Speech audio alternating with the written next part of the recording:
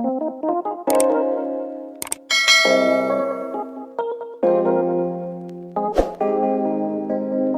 distinction students, this is your tutor Miss Zulu. Welcome to today's conversation where we're going to look at the topic methods of payments used in foreign trade. But before I get into that, remember to subscribe to my YouTube channel for more sessions.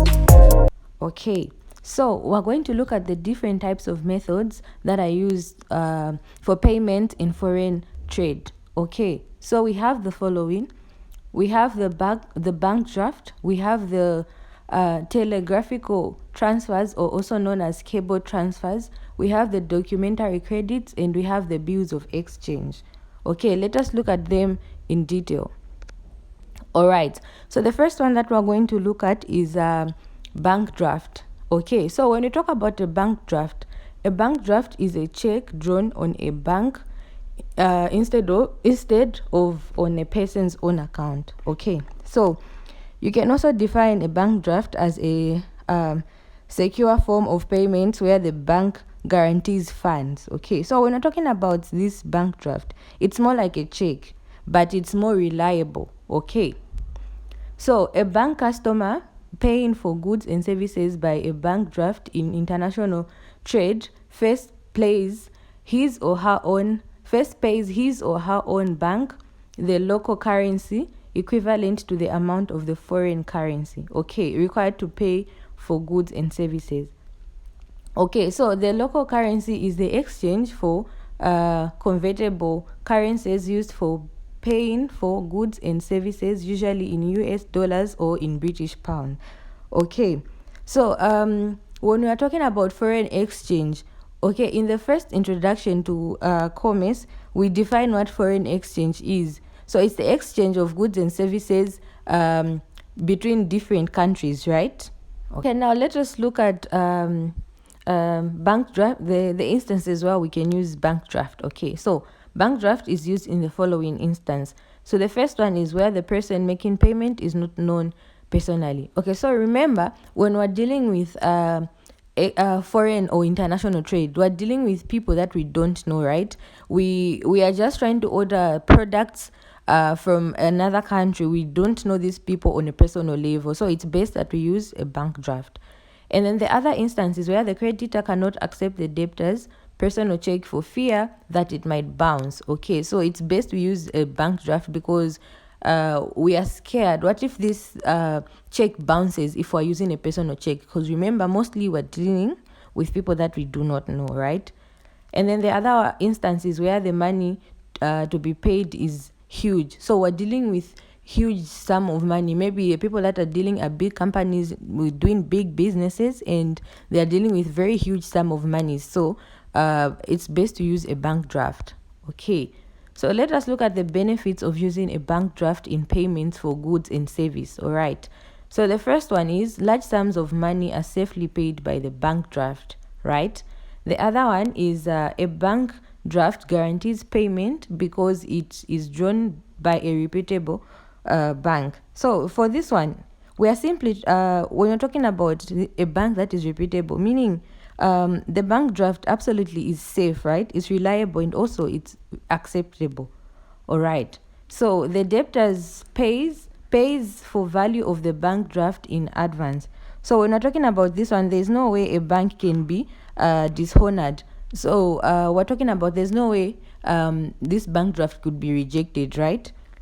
Okay, let us look at the second method of payment, which is the telegraphical transfers or cable transfers. Okay, so when we're talking about this one, in other ways, people call it the wire transfer. All right, so when we're talking about this type, we can define it as the way to electronically send money from one bank to another. Okay, so it's like sending money through a virtual wire. All right, so this is a faster method of paying for goods and services in international trade. Okay, so when we're talking about this one, the importer pays his or her bank the local currency equivalent to the amount of the foreign currency required to be paid to pay for the goods. Okay, so firstly, let us define an importer. So when we're talking about an importer, An importer is a person who brings goods or products from another country into his own country for sale or for distribution. Okay. So now let us look at the benefits of using these telegraphical or cable transfers. All right. Okay. So it is faster. It is a faster method of agent payments in international trade. So in this type of payments, the importer is guaranteed payment for goods and services. All right. So when we're talking about an importer is someone who sells goods or products from their own country to another country. Okay. Let us look at the third type of method of payments that is used in foreign exchange or in international trade. Okay. So we have documentary credits, also known as letter of credit. Okay. So when we're talking about this documentary credit, it is a means of payments in international trade. Okay. So when we're talking about this one, it's like a guarantee from a bank that ensures the seller will receive payments as long as they meet certain conditions. So what do we mean by certain conditions? When we talk about these conditions, we're saying such as providing required documents, okay, necessary documents. Okay, so when we talk about this one, it adds a layer of security and trust between the buyer and the seller in cross-border transaction, right? Okay, so a documentary credit is guaranteed by the importer's bank, referred to as the issuing bank, to a named bank in the importer's country. Okay, so let us look at, when you talk about this documentary credit, it has types. So we're going to discuss 3 different types of documentary credit. Okay, so the first one is revocable document credit. So when we talk about this one is a credit arrangement that can be cancelled or modified at any time the importer without notice to the exporter. So okay, an example that I could give is if the importer is not happy with the goods that have been delivered, right? That have been delivered by the exporter, he or she can cancel a revocable document credit. Okay, so that's what happens in this type of documentary credit. So the second type of documentary credit that we're going to look at is irrevocable documentary credit. So this one is a type of credit where once the letter or the credit is sent, the importer cannot change his or her mind and cancel the credit arrangement without the importer's permission. So have you seen the difference there? So in irrevocable, we said the credit documentary can be cancelled, right, at any time. But when we're talking about irrevocable, the importer cannot cancel or change his mind without the permission of the exporter. So that's the difference there. So the other type that we're going to look at is confirmed irrevocable document credit.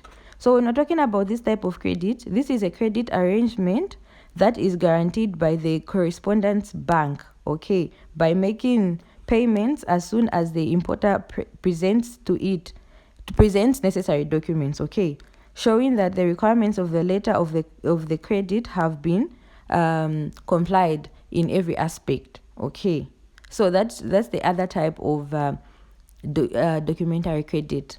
All right, so let us look at the importance of documentary credit. Okay, so the bank guarantees payment for goods to exporters on production of necessary documents. So in a situation where the importer and the exporter are dealing with business, right, they have to make sure there is necessary documents. So that's the reason why we're bringing in bank draft, because there are 2 people from 2 different countries that don't know each other on a personal level. So they're dealing with the bank. So that's why a bank that has to be used is a reliable bank, a well-known bank, so that both the importer and the exporter are guaranteed to say the business transactions, the documents are real, and their full documents, nothing is missing out. Okay, so the exporter does not need to wait until goods reach the importer before receiving payments. Okay, so I'll give an example of people doing business these days. Let's say they are dealing with clothing business. This person is in Zambia and the other person is in China and they want to order their clothes. Once they select the type of clothes that they want, they make payments.